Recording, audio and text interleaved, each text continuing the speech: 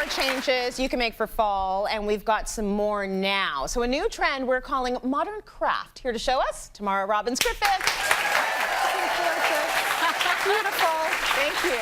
So I love when we get the new terminology, modern craft. I would love to know what this all means, how we can make this happen. What is the vibe of this? Okay.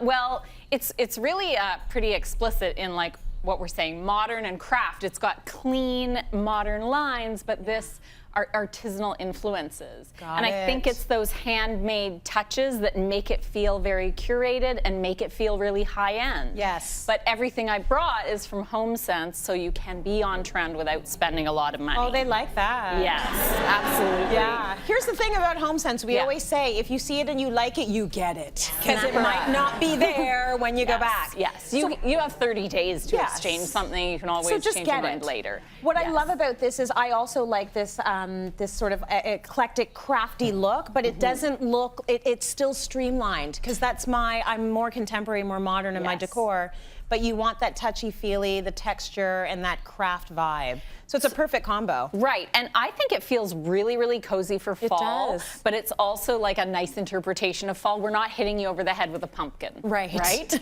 and another thing I like to say about trends too is like we take our inspiration, but you know, you can pick and choose what you really love about it and then incorporate it into your decor. It's kind of like fashion. You don't need the head to toe look. No. But, you know, we're going to share with you. Yes. So, you know, let's talk about the color palette, because that's something here that really makes it feel cozy. We've got these gorgeous mustard tones, rust, and teal. Those are kind of traditional fall colors. But I think because it's a modern look, it feels like it's kind of like a soft way to be cozy and fall. It's very 70s. Yes. And all those like the harvest yellow, it's all back. It is. But we're doing it in a little bit more sophisticated way. I think so. It's and I think it's that modern juxtaposition that makes it feel more contemporary, more current of this moment, and kind of livable and easy. Yes. And then when it comes to texture also, there's a lot going on, but it's kind of subtle. So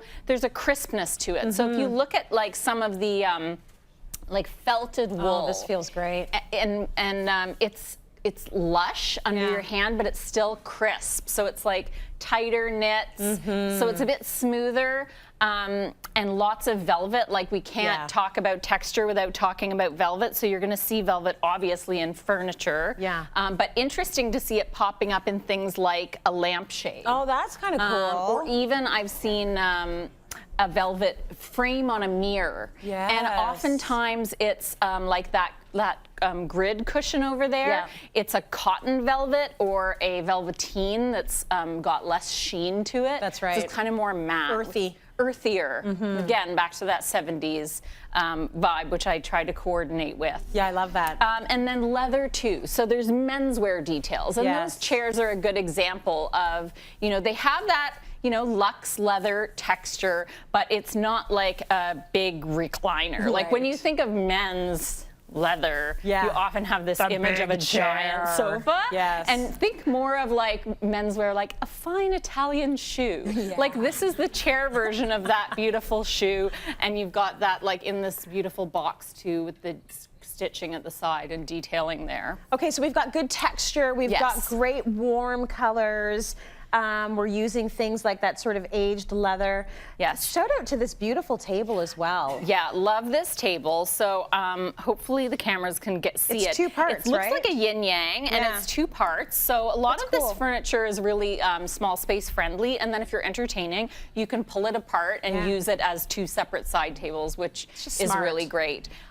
Since you mentioned the furniture, we are seeing a lot of walnut and lighter woods. So lighter wood on the frames, lighter wood on that walnut table, and often with metal inlay or detailing, so the little brass toe caps on that. Yes. And then in terms of metal, again, even with the metal, it's about texture. So on this table, which you can see, there's like a ribbed finish on the top, so it's like hammered metal, ribbed metal, perforated metal, like, and again, like little bit 70s, but then the rest of the lines of the table are clean and contemporary. Right, so nothing looks perfect.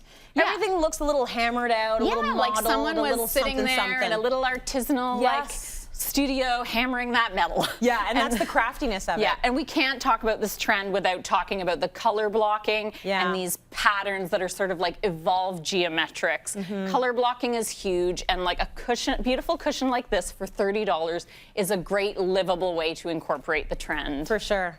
I just love getting pillows with a lot of pattern and color, because when I get home and don't wipe my makeup off properly and I want to lay down, I don't need to be leaning on a white pillow. It's good for kids and pets too. Absolutely. Amazing. Beautiful art, I will say as well, T, and that's all part of it as well. So.